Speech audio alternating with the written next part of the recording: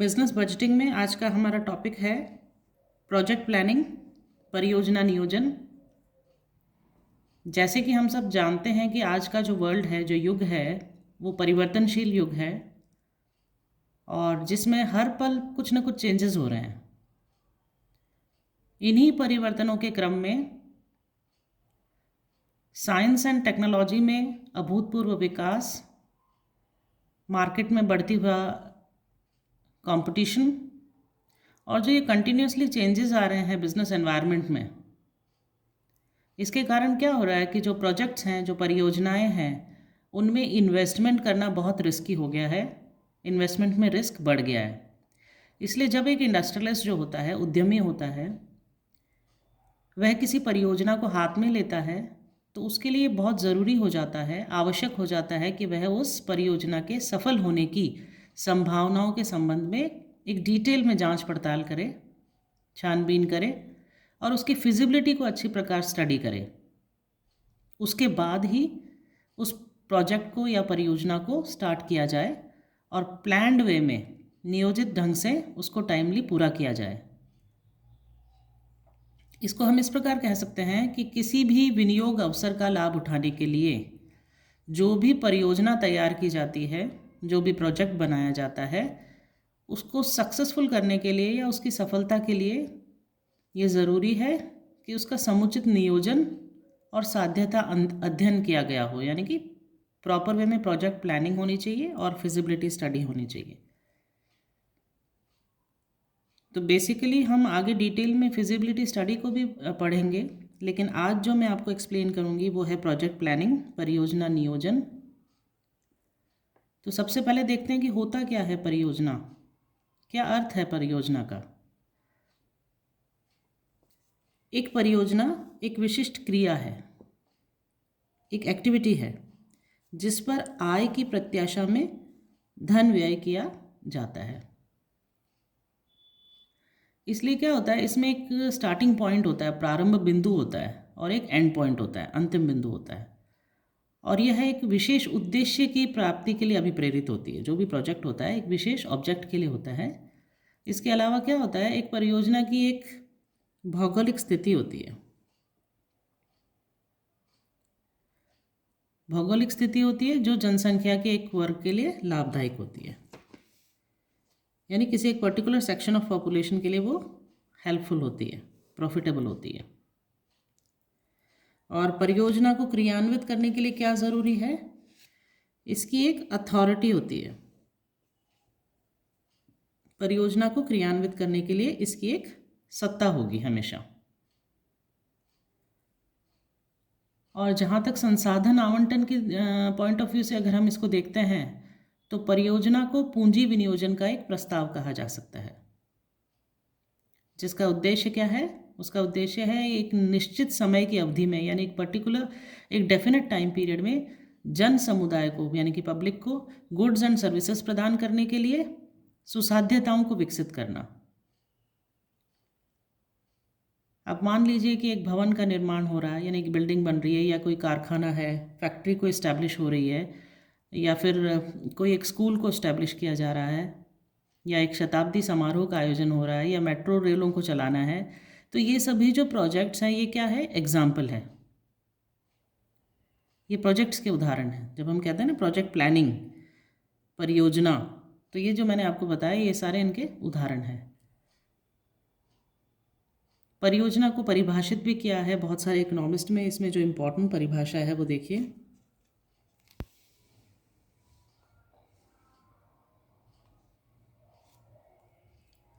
Little एवं मिर्लिस के शब्दों में, संसाधनों के विनियोजन के लिए, यानी कि जितने भी रिसोर्सेज हैं उनके इन्वेस्टमेंट के लिए कोई भी योजना, रिसोर्सेज के इन्वेस्टमेंट के लिए अगर कोई प्लान है, या योजना का अंश या उसका कोई पार्ट है प्लान का, जिसका एक स्वतंत्र इकाई के रूप में उचित प्रकार से विश्लेषण एवं मूल्यांकन किया जा सके, उसे परियोजना कहते हैं। यानी कि जिसको हम प्रॉपर वे में एनालाइज कर सकते हैं, इवैल्यूएट कर सकते हैं, वो एक परियोजना है, वो एक प्रोजेक्ट है।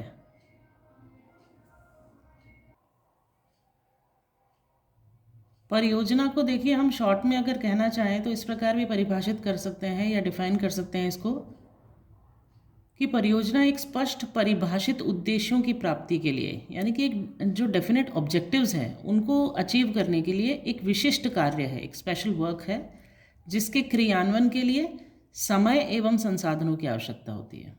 इसके ऑब्जेक्ट्स क्लियर होने चाहिए और किस किस चीज़ की रिक्वायरमेंट है इसके फुलफिलमेंट के लिए, परियोजना के लिए। इसकी परियोजना के लिए देखिए, आपके पास समय होना चाहिए और संसाधन होने आवश्यक हैं, और पहले से ही एक स्वतंत्र इकाई के रूप में नियोजन एवं मूल्यांकन किया जाना ज़रूरी है।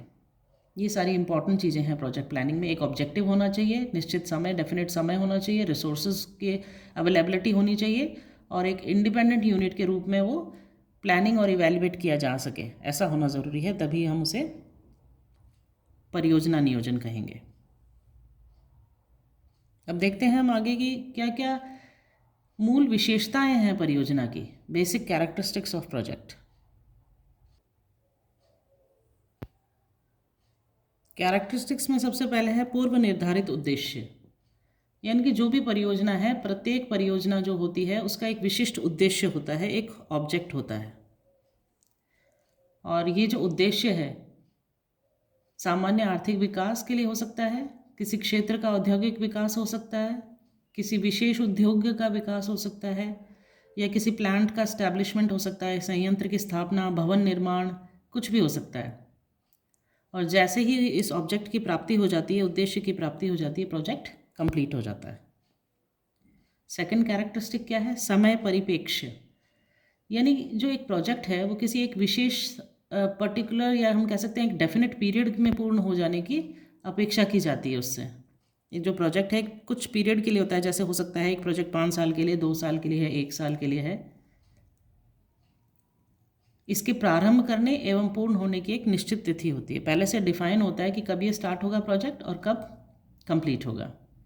तो इस तरह प्रत्येक परियोजना की एक निश्चित समय सीमा होती है, और यह हमेशा के लिए नहीं हो सकता है कि प्रोजेक्ट चल रहा है वो चल ही रहा है कंटिन्यूटी। एक डेफिनेट पीरियड होता है, उस पीरियड में उसको कंप्लीट करना ज़रूरी है। थर्ड देखिए क्या है? एकल अस्तित्व। एक दी हुई परियोजना का एकल अस्तित्व होता है, जो एक उत्तरदायित्व केंद्र को सौंपी जाती है। शॉर्ट में हम कह सकते हैं कि केवल एक केंद्रीय सत्ता होती है, एक सेंट्रल पावर होता है, अथॉरिटी होती है, जो इसको पूर्ण होने या उद्देश्यों की प्राप्ति के लिए रिस्पॉन्सिबल होती है। एक अथॉरिटी है जो रिस्पॉन्सिबल होती है कि जो ये प्रोजेक्ट है वो कंप्लीट हो प्रॉपर तरीके से। नेक्स्ट पॉइंट है संसाधन। किसी भी प्रोजेक्ट में जो रिसोर्सेज होते हैं उनका अलोकेशन और कंजम्पशन दोनों उसके अंदर इन्वॉल्व होते हैं, तो संसाधनों का होना, रिसोर्सेज का होना बहुत ज़रूरी है। और दूसरी तरफ जो सोर्सेज क्या हैं जिनसे, या हम कह सकते हैं वो स्रोत क्या है जिनसे संसाधनों का सृजन किया जाएगा, उनकी पहचान की जाती है इसके अंदर। और कोई भी प्रोजेक्ट है बिना संसाधनों के पूर्ण नहीं किया जा सकता, इसलिए संसाधनों से ही पूर्ण करने की अपेक्षा की जाती है। अगला कैरेक्टरिस्टिक देखिए, अग्रिम नियोजन। अग्रिम नियोजन से क्या मतलब है? इसका मतलब है कोई भी प्रोजेक्ट है या परियोजना है उसके लिए एडवांस में प्लानिंग की ज़रूरत है, जिससे कि क्या हो कि जो रिसोर्सेज हैं उन रिसोर्सेज के द्वारा उस प्रोजेक्ट को टाइमली पूरा किया जा सके, एक निर्धारित समय में पूरा किया जा सके। वास्तव में क्या होता है कि परियोजना में जितनी भी सम्मिलित होती है एक्टिविटीज़, क्रियाएं, उनका एक डीपली स्टडी किया जाता है उनको, और फिर उसका क्रियान्वयन पहले से ही प्लान कर लिया जाता है कि कैसे कैसे इसके अंदर काम किया जाएगा। नेक्स्ट पॉइंट है जीवन चक्र। कोई जीवित प्राणी है जैसे जिसमें जान है, उसकी तरह ही जो ये प्रोजेक्ट होता है पहले से ही डिफाइंड होता है, सुपरिभाषित होता है, और यह जो जीवन चक्र है यह परियोजना की अवधारणा एवं निर्माण से प्रारंभ होता है, और इसकी क्रियान्वयन एवं परिणामों के मूल्यांकन पर समाप्त होता है। एंड कहाँ होता है? एंड इसके इवैल्यूएशन से होता है। नेक्स्ट इसका जो बेसिक कैरेक्टरिस्टिक है वो है स्थिति। अधिकांश जो दशाएं होती है उसमें क्या होता है कि परियोजना की स्थिति मुख्यालय से दूर होती है, हेड ऑफिस अलग होता है और जो इसका इम्प्लीमेंटेशन होता है वो दूर कहीं जाकर होता है, जिससे क्या होता है नियंत्रण और समन्वय, कंट्रोल और जो कोऑर्डिनेशन है उसमें कुछ प्रॉब्लम्स आती हैं। परियोजनाओं में नियंत्रण पद्धति क्या होती है, अनिश्चितता कारक के कारण, यानी कि इनडेफिनेट होती है, पता नहीं रहता कि कब क्या हो जाए। इसके कारण generally stage to stage completion पर यह आधारित होता है कि पहले इस स्टेज को कंप्लीट किया जाए, फिर इसको कंप्लीट किया जाए, फिर नेक्स्ट को कंप्लीट किया जाए। यह स्टेज टू स्टेज कंप्लीशन पर आधारित होता है, यानी कदम कदम की पूर्णता पर आधारित होता है। और जो लास्ट सबसे इम्पॉर्टेंट कैरेक्टरिस्टिक है वो है जोखिम एवं अनिश्चितता। परियोजना जो प्रोजेक्ट है एक व्यावसायिक प्रस्ताव है, प्रपोजल है, और वो क्या होता है कि वो जोखिम एवं अनिश्चितता से अधिक रिलेटेड होता है, यानी कि रिस्क बहुत ज़्यादा होती है, रिस्क एंड अनसर्टेनिटी इसमें बहुत ज़्यादा होती है। और इस जोखिम और अनसर्टेनिटी की मात्रा किस पर डिपेंड करती है, कैसे पता चले कि कितना रिस्क है, कितनी अनसर्टेनिटी है। इस जोखिम और अनिश्चितता की मात्रा इस बात पर निर्भर करती है कि परियोजना विभिन्न जीवन चक्रों से किस प्रकार गुजरती है, जो ये लाइफ साइकिल जो है इसका, वो वहाँ से कैसे पास हो रही है, किस किस को कंप्लीट करके आगे कैसे बढ़ रही है। और ये कभी कल्पना भी नहीं की जा सकती कि कोई भी प्रोजेक्ट जो है वो जोखिम रहित होगा।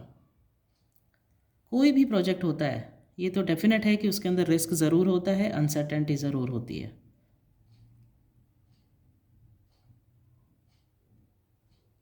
तो इन शॉर्ट हम कह सकते हैं परियोजना क्या है, प्रोजेक्ट क्या है।